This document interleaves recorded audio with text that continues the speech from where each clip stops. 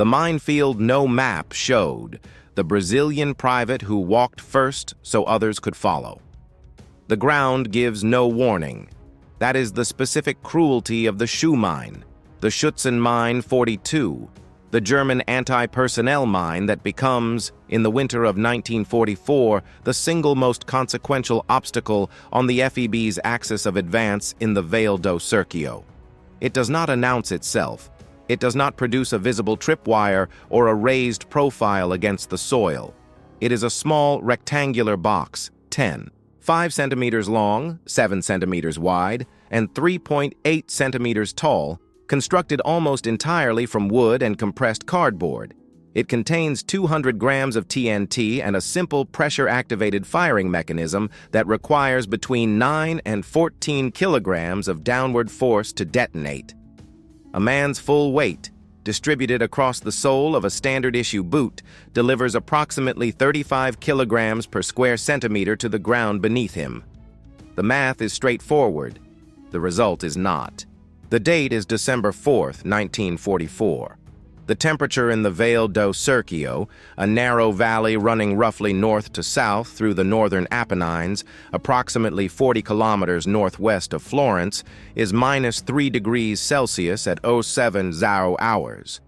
A thin layer of snow, fallen in the night, covers the ground to a depth of between 4 and 7 centimeters. It is uniform, unbroken, and white in every direction. It conceals everything beneath it with perfect indifference: the shale, the frozen mud, the roots and stones of a mountain landscape, and the approximately 340 shoe mines that the retreating 148th Infantry Division of the Wehrmacht has placed across the primary approach route of the FEB's 6th Infantry Regiment in the preceding 72 hours. No one on the Brazilian side knows the number 340. No one on the Brazilian side knows the pattern. No one has a map. At 07:15 hours, the lead squad of the 1st Platoon, Baker Company, 2nd Battalion, 6th Infantry Regiment, steps off from its forward position and begins moving north along a mule track toward the village of Gallicano. The track is approximately 1.2 meters wide. The snow is unbroken ahead of them. The 7th man in the column is a 22-year-old private from the state of Ceará. His name is Antonio Firmino das Neves. He does not know he is about to make a decision that will be remembered by every man who survives the day, and forgotten by everyone else. To understand what the FEB's 6th Infantry Regiment is doing on a snow-covered mule track in the Vale do Serchio on the morning of December 4th, 1944, it is necessary to understand both the operational context that placed them there and the specific tactical problem that the German withdrawal has created in the preceding 72 hours. The Vale do Serchio is not the FEB's primary sector. The division's main effort in the winter of 1944 is directed at Monte Castelo, the fortified summit to the east that has already defeated 2 Brazilian assaults and will defeat a third before the end of the month. The Serchio Valley is a secondary axis, assigned to the FEB as a flank security mission, intended to prevent German forces from using the valley to threaten the left flank of the American 92nd Infantry Division operating to the west. In theory, the Serchio sector is the quieter assignment. In practice, it is where the FEB first encounters the specific combination of terrain, weather, and German defensive engineering that will define the entire character of the division's Italian campaign. The valley itself is approximately 3 to 4 kilometers wide at its broadest point, narrowing in places to less than a kilometer where the Serchio River cuts through limestone ridgelines, descending steeply from both sides. The surrounding slopes are dense with chestnut and oak woodland that provides excellent concealment for defensive positions. The single road running north through the valley, connecting Barga to Castelnuovo and Gallicano, is the only route capable of supporting anything heavier than mule transport. It is also the only route the German defenders need to watch. The German unit withdrawing through this sector is the 148th Infantry Division, which has developed through 18 months of fighting withdrawal a highly systematic approach to mines as a delaying weapon. Its mine-laying doctrine is not improvised scattering. It is a deliberate, engineered program of ground denial, placing devices in specific patterns designed to maximize casualties, delay clearance, and force attacking forces onto secondary routes that can then be engaged by pre-registered artillery. The shoe mine's near-total wooden construction means that the standard Allied mine detectors of 1944, operating on electromagnetic induction, cannot reliably detect it. The Polish-designed mine detector number 4C has a detection threshold of approximately 2 grams of ferrous metal. The shoe mine contains approximately 1.4 grams in its firing pin assembly, below the detector's reliable threshold in most soil conditions and essentially undetectable in frozen ground. In snow-covered terrain, the problem compounds further. The only reliable method of locating a shoe mine on December 4th is physical probing, inserting a rod into the ground at approximately 30 degrees at intervals of no more than 10 centimeters, feeling for the resistance of the mine's pressure plate. This process covers approximately 1 square meter every 4 to 6 minutes.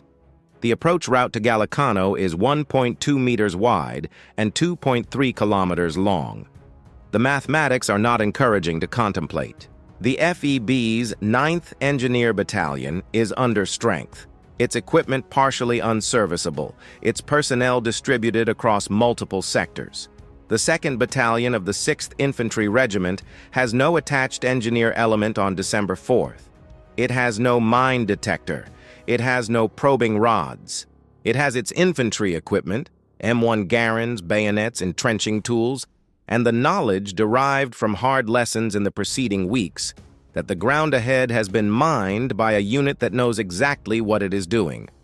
What it also has is the specific improvisational intelligence that develops in infantry units when formal resources are absent.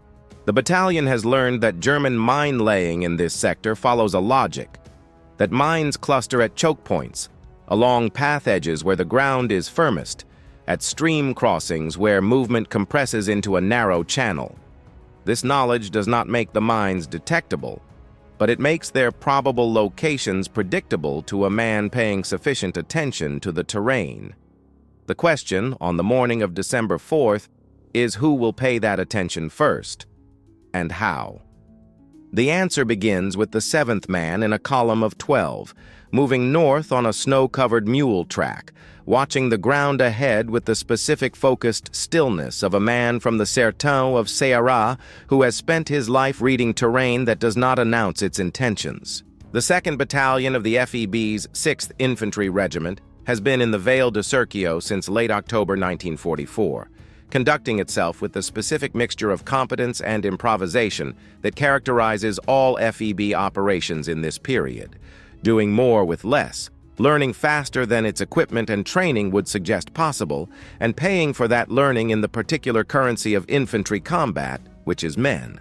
The battalion's commanding officer is Major Helio Lobo de Figueiredo, a 31-year-old professional officer from Rio de Janeiro who has adapted to mountain warfare with a pragmatism that his after-action reports reflect in their consistent emphasis on terrain analysis and patrol-derived intelligence over the formal doctrinal procedures that his American training manuals prescribe. Figueiredo is not a man who ignores doctrine.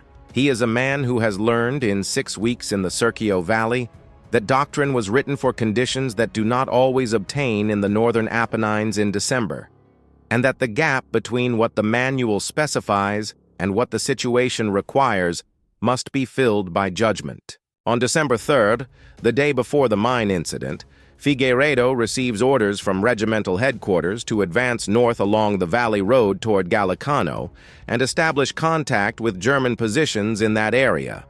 The order is consistent with the battalion's flank security mission and with the Fifth Army's broader pressure to maintain offensive momentum on all sectors of the front, even secondary ones, during the period preceding the planned major offensive operations of early 1945.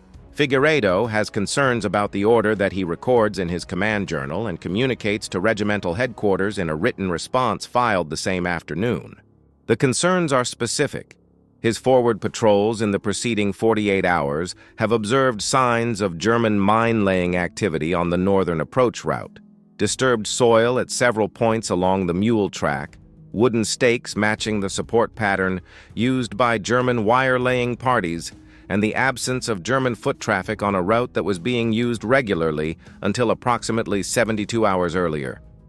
These observations, taken together, suggest to Figueiredo that the Germans have mined the approach route during their withdrawal and that advancing without engineer support is tactically unsound. Regimental headquarters acknowledges his concerns. The order stands. This exchange, the subordinate commander identifying a specific tactical risk, documenting it formally, receiving confirmation that the mission proceeds regardless, is not unusual in the operational context of the Italian campaign in late 1944. The Fifth Army is under pressure from above to maintain forward momentum.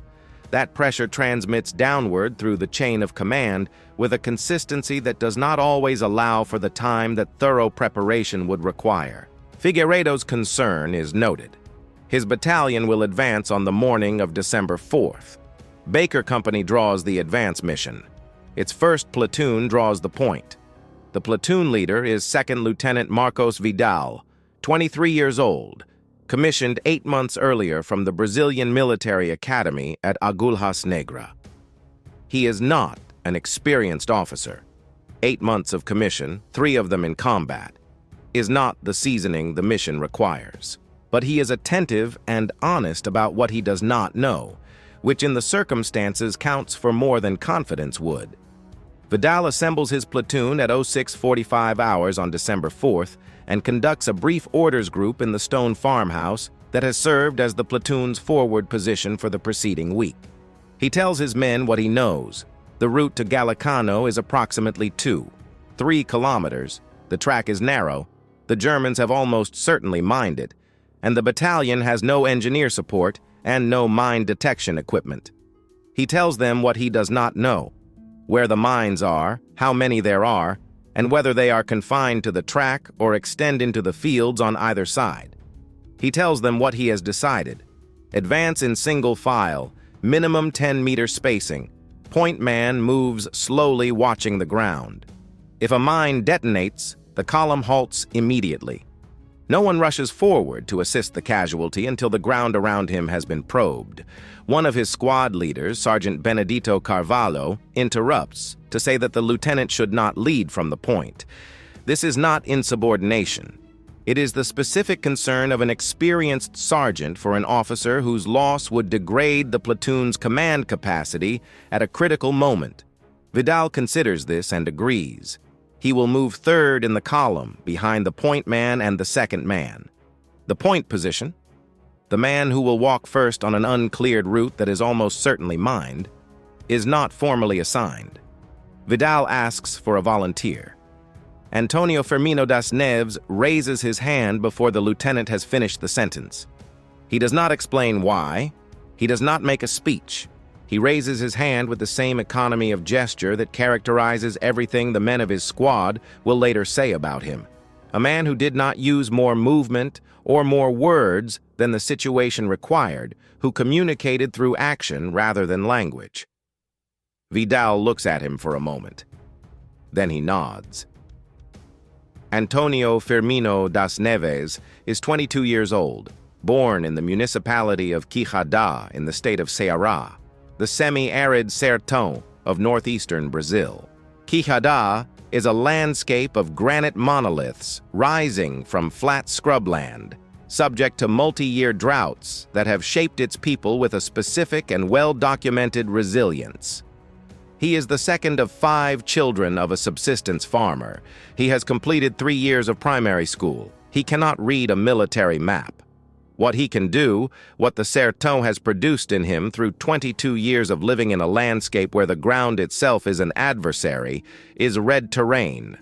Not with instruments, not with training, with the specific embodied attention of a man for whom the difference between the right footfall and the wrong one has always carried consequences. His service record, preserved in the military archive in Rio de Janeiro, is sparse even by the standards of enlisted documentation. Height, 1.71 meters. Weight, 64 kilograms. Rank, private. No disciplinary actions, no commendations, no special qualifications. It is the record of a man the system processed without particular remark, which is to say, the record of the vast majority of the 25,334 men the FEB sent to Italy. What the record does not contain is the specific texture of the knowledge he brings to the snow-covered mule track on December 4th. The Caatinga, the dense scrubland of thorned trees and succulents that loses its leaves entirely in the dry season, teaches a physical awareness that is not easily described, but is immediately recognizable in men who possess it. They look at the ground before they step. They test surfaces before committing weight. They read the subtle variations in soil color and surface texture that indicate what lies beneath. Antonio Firmino has been doing this since he could walk, not as a trained skill, as an automatic behavior, as reflexive as breathing. In the Apennine snow, this behavior translates directly. The surface ahead of him is not the uniform white field it appears to a man who has not spent 22 years reading ground. It is a surface with variations, subtle compressions where the snow has settled differently over a harder object beneath, slight irregularities in the way the surface reflects the flat gray light, faint disturbances at the track edge where disturbed soil has been replaced imperfectly. These variations are small. Most men would not register them. Antonio Firmino registers them automatically because his perceptual system has been calibrated to find exactly this kind of signal in exactly this kind of noise. He does not have a probing rod. He has his M1 bayonet, 25 centimeters of carbon steel, which he removes from its scabbard and carries in his right hand, point down, angled forward at approximately 30 degrees from vertical. This is not from any manual. It is a technique he arrives at in the first 2 minutes of walking, through the pragmatism of a man who has been given a problem and no tools and has identified the best available substitute. His method: walk at approximately 1/3 of normal marching pace, roughly 1.5 kilometers per hour. Before each footfall, probe the ground at the 30-degree angle, feeling for resistance harder and more uniform than frozen soil should produce. When the probe meets only expected resistance, step. When it meets something different, too uniform, too flat, too consistent, stop. Mark the location by pressing the bayonet vertically into the snow beside it, handle visible from behind, then step around it. In the first 200 meters, he marks 4 locations. 3 contain shoe mines. 1 is a route. The 4th man in the column, Private Claudio Resende from Minas Gerais, will say in a post-war interview in 1971 that watching Antonio Firmino walk the route was unlike anything he witnessed before or after in his military service. Not because it was dramatic. It was not dramatic. It was methodical. What Resende describes is the specific quality of attention that Antonio Firmino brought to each step, the way he would stop, probe, consider, and then either step or mark, with a consistency that communicated, across 10 meters of snow-covered track, a specific kind of authority, not the authority of rank, the authority of a man who knows what he is doing in a situation where no one else does. He walks, he probes, he marks, he walks again.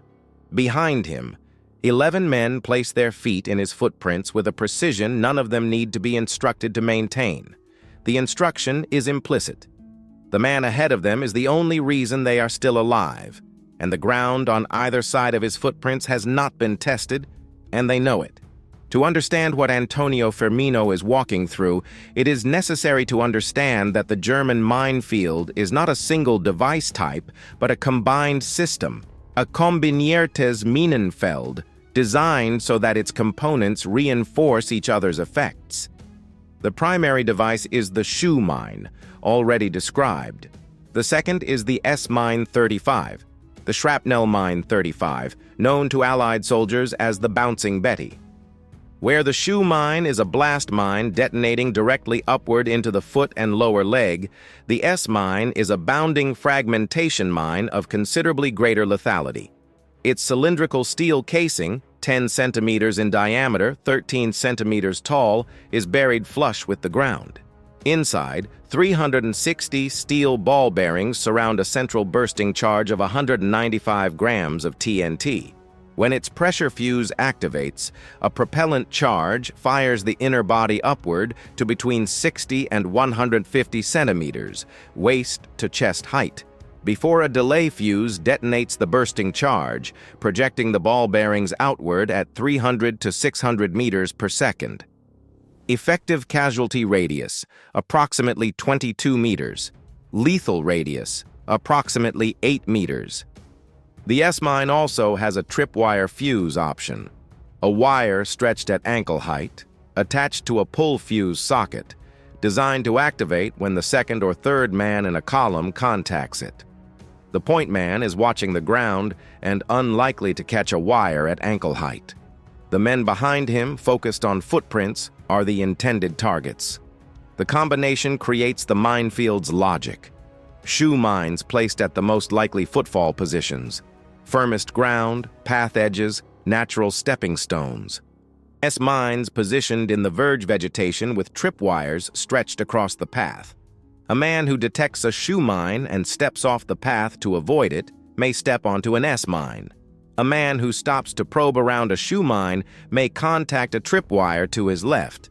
The density across the 2.3-kilometer route, approximately 340 devices, roughly 148 per kilometer, is at the upper end of German engineer doctrine for route denial. A systematic Allied clearance operation would require approximately 14 hours with a 4-team engineer element. The 2nd Battalion has neither the time nor the teams. The shoe mine's pressure plate, 9.5 centimeters wide, 6 centimeters deep, oriented perpendicular to the direction of travel, presents a relatively large target to a probing instrument approaching from the front at a shallow angle. The bayonet tip, moving forward and downward at 30 degrees, contacts the plate's forward edge before passing beneath it, producing a resistance detectably different from compacted soil. This is the physical fact that makes Antonio Firmino's technique work. The S-mine tripwires require a different detection method entirely, which he develops by the 400-meter mark. A horizontal sweep, the flat of the bayonet blade moving at ankle height across the full width of the track before each step into the verge, contacting any wire before his body does. The combined operation, vertical probe for shoe mines, horizontal sweep for tripwires, step, reduces his advance rate to approximately 0.8 kilometers per hour by the midpoint of the route. It takes him 3 hours and 7 minutes to walk 2.3 kilometers. At no point does he stop. You are watching a story that has never been told in English. A private from the sertão of Ceará, walking a mined road with a bayonet, keeping 12 men alive through 3 hours of ground that should have killed all of them. If this kind of history matters to you, subscribe. There are more roads, more men, more mornings like this one. The first tripwire is at the 380-meter mark. Antonio Firmino finds it at 07:51 hours, 36 minutes into the advance, after marking 7 shoe mine locations. The tripwire is a single strand of 0.4 millimeter steel wire, stretched at ankle height between a wooden stake on the right verge and the base of a chestnut tree on the left, effectively invisible against the pale winter light. When the bayonet contacts the wire, the resistance is unmistakable. A slight, consistent tension categorically different from the random contact of vegetation.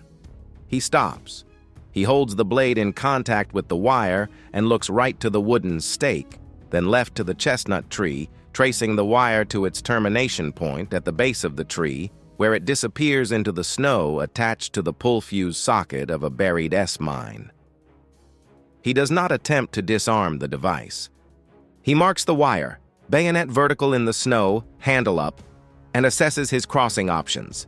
The wire is approximately 22 centimeters above the snow surface. Stepping over it requires lifting the foot to at least 30 centimeters clearance. He steps over with his right foot, probes the landing point before committing his weight, brings the left foot over. He turns and signals the men behind him. Right hand raised, palm out, pointing motion toward the marker, lifting motion indicating the step over. Second Lieutenant Vidal relays the signal back. 11 men cross a tripwire attached to an S-mine without triggering it, one at a time, in the gray morning light of the Vale do Serchio. The column continues north. By the 600-meter mark, Antonio Firmino has internalized the combined Minefield's logic. Shoe mines cluster at 3 specific ground types: compressed soil at path edges where the track narrows, firmer ground on the uphill side where slope drainage has created a drier surface, and the approaches to a small stream crossing at approximately 550 meters where the path compresses to less than 80 centimeters between the stream bank and a stone retaining wall. At the stream crossing, he finds 4 shoe mines in less than 2 meters, the highest density on the route, and spends 11 minutes probing before identifying a crossing line that bypasses 3 on the left and requires a single long stride over the 4th. The stride covers approximately 90 centimeters of unprobed ground. He takes it. He finds 7 tripwires in the first kilometer. Each one he marks, assesses, and crosses with the same deliberate step over, signaling back with the same patient gesture. At the 1,100-meter mark, approximately the midpoint, he stops for the first time. Not because he has found a mine, because he has found something else. The path ahead, for approximately 15 meters, shows a surface disturbance different in character from the individual placements he has been reading all morning.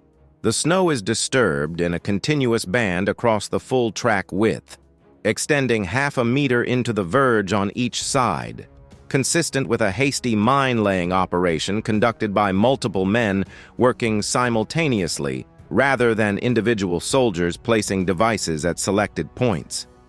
He reads this surface for approximately 90 seconds without moving. The device placements are no longer separated by the 60 to 80 centimeter intervals he has come to expect. They are closer, perhaps 30 centimeters in some sections. The probing technique that has served him for the first 1,100 meters may not provide sufficient resolution at this density. He adapts. Instead of probing at 1 footfall width per step, he begins probing in a grid. 3 probe points per footfall width, spaced approximately 15 centimeters apart laterally. This triples the time required per meter. It reduces the probability of missing a mine between probe points from approximately 15% to approximately 4%. It is not zero. He knows it is not zero. He steps anyway. The 15-meter high-density section takes him 23 minutes to cross. He marks 9 mine locations. 8 are later confirmed as shoe mines. The 9th is a flat stone. On the far side, he stops and turns back toward the column. Vidal is at the near edge of the disturbed section, the column halted behind him. The 2 men look at each other across 15 meters of the most heavily mined ground on the route. Antonio Firmino raises his right hand, not the palm-out stop signal, but a different gesture, one that is not in any military signal manual, but that Vidal understands immediately and will describe 30 years later as the most eloquent communication he witnessed in his entire military career. A beckoning gesture. Come forward. The ground is marked. Follow exactly. Vidal steps forward onto the marked route. The column follows, 1 man at a time, each placing his feet in the footprints of the man ahead with a precision the situation does not need to demand. It demands itself. The marked bayonets are visible on both sides of the path, a line of handles projecting from the snow, and the footprints run between them like a thread through a needle. Every man understands without being told that deviating by even half a step is a decision he will not survive to regret. 11 men cross the high-density section in single file. The last man crosses at 10:09 hours. The column continues north. The column reaches the northern end of the mined section at 10:22 hours.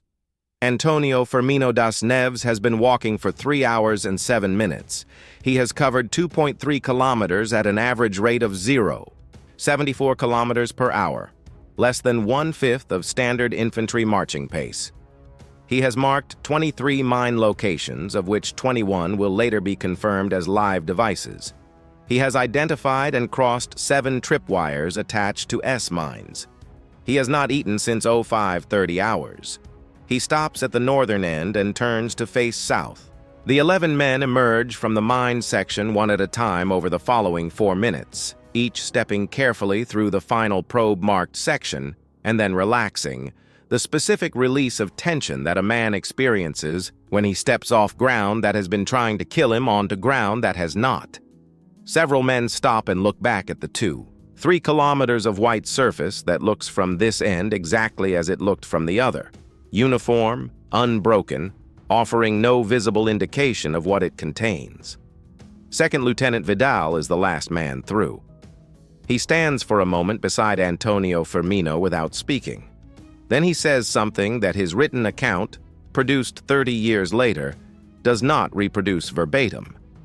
He notes only that he said what seemed adequate to the situation, and that he was not sure anything was. Within 40 minutes, Major Figueiredo has been informed by field telephone. His assessment is immediate. The cleared trail is the only viable axis of advance for the battalion in the current operational period. Without engineer support, the footprint trail is the route. Everything else is the minefield. He orders the trail marked with white engineer tape, pulled from the battalion's limited supply of marking material and carried forward by a runner on both sides of the cleared path at intervals of 2 meters to create a visible lane marker that subsequent elements can follow without reference to the individual mine markers. He orders the mine locations marked by the bayonets to be supplemented with wooden stakes cut from the verge vegetation, giving each location a more permanent and more visible marker than a bayonet handle projecting 6 centimeters from the snow. He then orders the 2nd and 3rd platoons of Baker Company to advance through the cleared lane.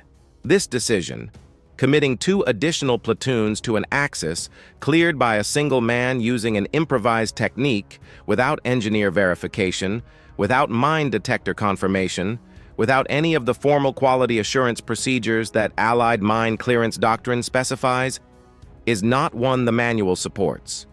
It is one the situation requires. The battalion has its orders. The route ahead is the only route.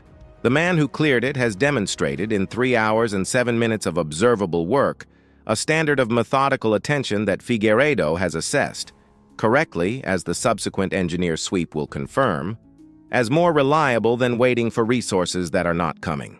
The 2nd platoon steps off at 11:08 hours. It moves through the cleared lane in column, each man in the footprints of the man ahead, at a pace faster than Antonio Firmino's advance but still deliberate, approximately 1.2 kilometers per hour, 2/3 of normal patrol speed, every man watching the tape markers on both sides with the peripheral awareness of someone who understands precisely what the tape represents. No mine detonates. The 3rd platoon follows at 11:34 hours. Then the company headquarters element. Then at 12:15 hours, the battalion's 60mm mortar section, its crews carrying their equipment through the lane in a single file that would have been impossible to move across uncleared ground. By 13 hours, Baker Company, all 3 platoons, company headquarters and supporting weapons, is through the minefield and established in positions north of the mined section in contact with German forward elements at the approaches to Gallicano. The battalion's operational mission, advance north, establish contact with German positions, has been accomplished. The cleared lane remains open for the next 11 days, used by resupply elements, casualty evacuation parties, and the battalion's reconnaissance patrols, until the 9th Engineer Battalion's forward detachment arrives with mine detectors and conducts a formal clearance operation on December 15th. The formal clearance confirms 21 of Antonio Firmino's 23 marked locations as live mines. It finds an additional 319 devices positioned outside the path he walked, in the verge vegetation and the open fields on either side, never on his route, never a threat to the men who followed exactly in his footprints. The formal clearance report, filed by the Engineer Detachment Commander on December 16th, notes that the informal lane cleared by infantry personnel on December 4th was accurate within the bounds of the Allied Engineer Manual's clearance standard for single-lane foot traffic routes. It does not name the infantry personnel. It does not describe the method. It notes the outcome and moves to the next item. At 13 hours on December 4th, 1944, Antonio Firmino das Neves is sitting against a stone wall on the northern edge of Gallicano, eating sea rations, watching the battalion's mortar section set up its firing position in a field to his left. His bayonet is back in its scabbard. His hands, when Claudio Resende looks at them later that afternoon, are not shaking. They never were. The village of Gallicano is secured by Baker Company at 14:35 hours on December 4th, 1944.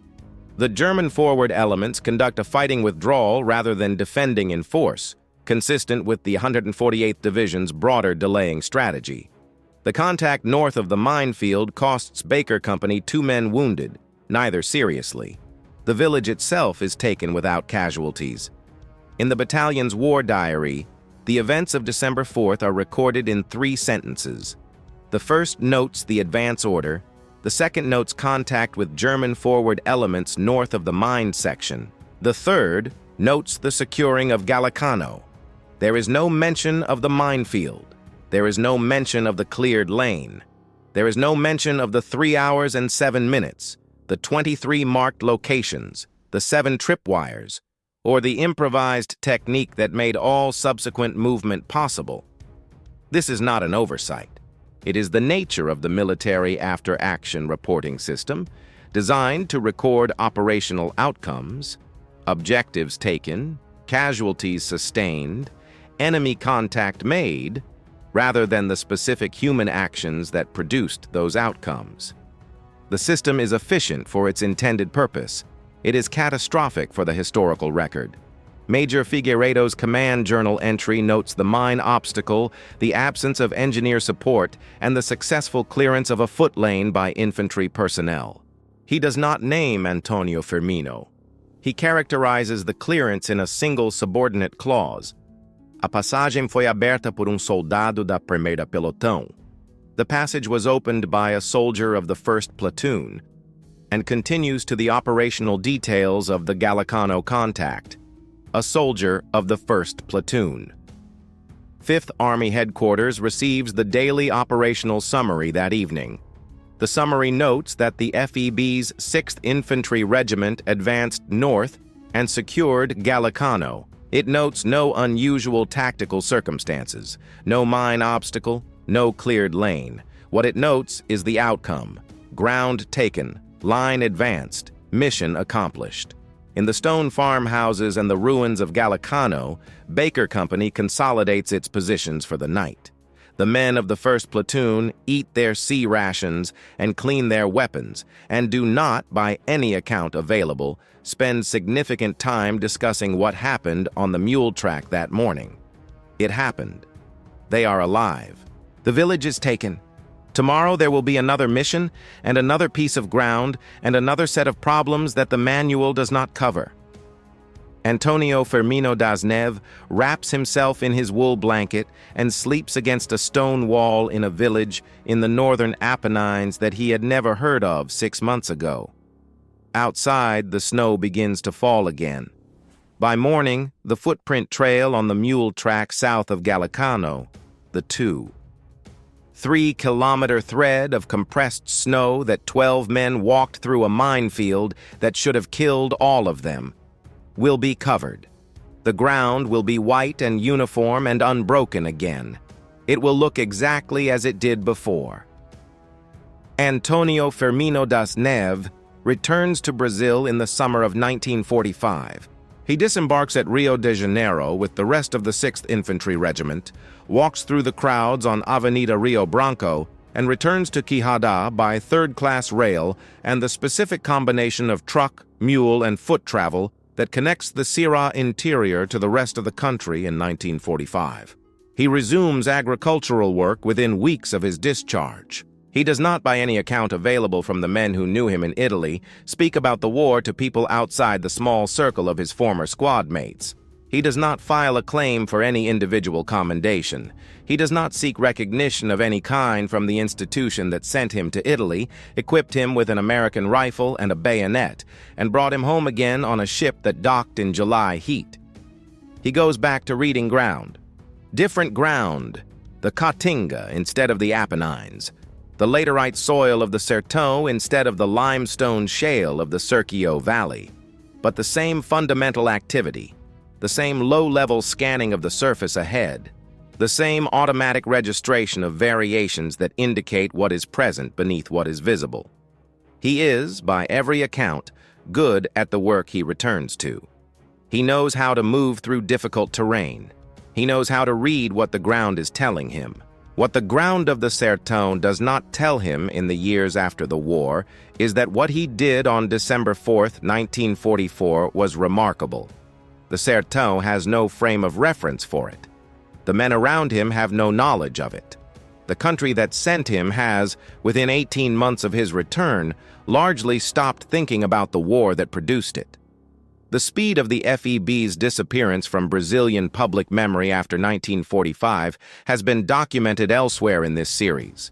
Its causes, the political displacement of the Vargas government, the institutional failure to preserve and analyze the campaign's operational record, the absence of veteran support structures that might have sustained the FEB's collective identity, are not unique to the Serchio Valley or to the specific story of Antonio Firmino das Neves.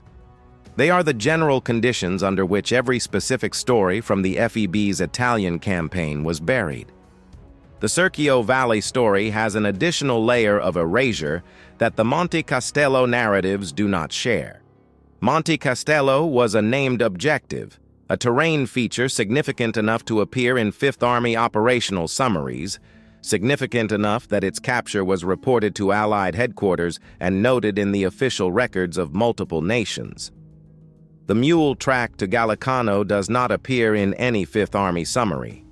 The Minefield does not appear in any regimental operational record beyond Figueiredo's single subordinate clause. The cleared lane does not appear at all. What this means, in practical terms, is that the chain of documentation that even the most diligent historian requires, the chain that runs from individual action to unit record to formation summary to archive, is broken at its first link. There is no unit record of what Antonio Firmino did on December 4th. There is a subordinate clause noting that a soldier of the 1st Platoon opened a passage. The soldier's name is not attached. The method is not described. The duration is not recorded. The 23 mine locations are not cataloged. The 7 tripwires are not mentioned. The engineer clearance report of December 16th notes the existence of the informal lane and its accuracy within clearance standards. It does not name its author. It does not describe its creation. It is a document that records the existence of a thing without recording how the thing came to exist. Claudio Resende, the private from Minas Gerais who walked forth in the column, gives an interview in 1971 to a Brazilian Army historian conducting oral history research on FEB enlisted personnel. In the interview, preserved in the Army's historical archive in Rio de Janeiro and largely unread in the subsequent 5 decades, Resende describes the December 4th advance in detail that no written document from the time contains. He describes the probe technique. He describes the horizontal sweep for tripwires. He describes the high-density section at the 2,100-meter mark and the 23 minutes it took to cross. He names Antonio Firmino das Neves. He says in a passage the interviewing historian underlines in the transcript, "I have thought about that morning many times in the years since. Not because it was the most dangerous thing I experienced in Italy, it was not, but because of what it required. To walk first alone on ground you know is trying to kill you at a pace slow enough to read it properly for 3 hours without stopping. That is not something training produces. That is something a man either has or does not have. Antonio had it. I do not know what to call it. In the Sertão they would call it teimosia. Here we call it something else. But it is the same thing. The 1971 interview is the only document in any archive, in any language, that names Antonio Firmino das Neves in connection with the events of December 4th, 1944. Antonio Firmino das Neves dies in Quixadá on September 11th, 1983. He is 61 years old. His service record notes his name, his rank, and his discharge date. No commendations, no special qualifications, no actions of record. It is the record of a man the system processed without particular remark. Somewhere in the Ceará interior, in the landscape of granite monoliths and Caatinga scrubland that produced him, there are men and women who remember him. Not as a soldier, not as a man who walked a minefield in Italy in 1944, but as a neighbor, a farmer, a man who knew the land. They remember him the way communities remember their dead, in the specific, local, untransferable way that does not cross into archives or history books or documentary films. The mule track south of Gallicano still exists. In winter, when snow covers it, it looks exactly as it looked on the morning of December 4th, 1944. White, uniform, unbroken, offering no visible indication of what it once contained or of the man who read it. There is a specific kind of courage that history does not know how to record. It is not the courage of the charge, the momentum of men moving together, the noise and the heat and the compression of fear into forward motion. That kind of courage has a literature. It has monuments. It has the formal vocabulary of military commendation designed precisely to capture it and transmit it to posterity. The courage of December 4th, 1944, on a snow-covered mule track in the Vale do Serchio is a different kind. It is the courage of stillness, of moving slowly when speed would feel safer, of paying attention when inattention would be easier, of placing your foot on ground that may be the last ground you ever stand on, and doing it again, and doing it again, for 3 hours and 7 minutes, alone at the front of a column of men whose lives are the direct consequence of the quality of your attention. That kind of courage does not produce a moment. It produces a duration. And duration, in the formal military reporting system, does not have a box to fill in. Antonio Firmino das Neves filled no boxes. He left no formal record. He walked a minefield with a bayonet, and his hands did not shake, and he went home to Quixadá and grew food in the sertão, and died in 1983 without a line in any history book in any language. He is known in the literature of the Second World War precisely nowhere, except in a 1971 interview transcript in the Brazilian Army's Historical Archive in Rio de Janeiro, in which a man named Claudio Resende, who walked fourth in the column, who watched Antonio Firmino's hands and his feet and his bayonet for 3 hours from a distance of 10 meters, uses a word from the sertão that does not translate perfectly into any other language. Teimosia, the specific, functional, unspectacular stubbornness of a man who will not be stopped by a problem simply because the problem is large. That word is the only monument Antonio Firmino das Neves has. It is enough to find him. It is enough to say his name. It is enough to understand that the ground the 2nd Battalion walked on December 4th, 1944, the ground that the entire Serchio Valley advance depended on, was made passable by a private from Ceará who raised his hand before the lieutenant finished the sentence. If this story reached you, subscribe. Share it with someone who has never heard of the FEB, never heard of the Serchio Valley, never heard of the specific and unremarkable courage of men whose names the record forgot to write down. Leave a comment. Say his name. There are more mule tracks in the archive, more mornings, more men who raised their hands before the sentence was finished. We will find them.